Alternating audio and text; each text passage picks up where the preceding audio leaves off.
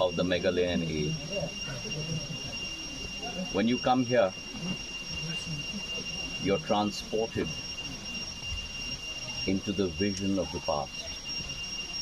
the beauty, the tranquility of Mother Nature,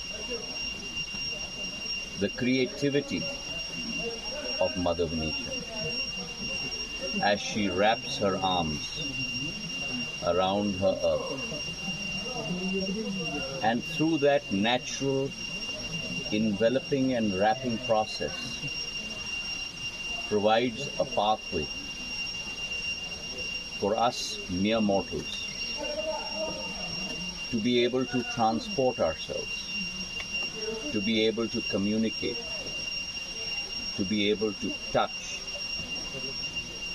to be able to meet with each other. The natural beauty of Mother Nature, her enveloping warmth, is something that we as humans, we as Indians, and we as the people of Meghalaya must always treasure, must always worship, because it is she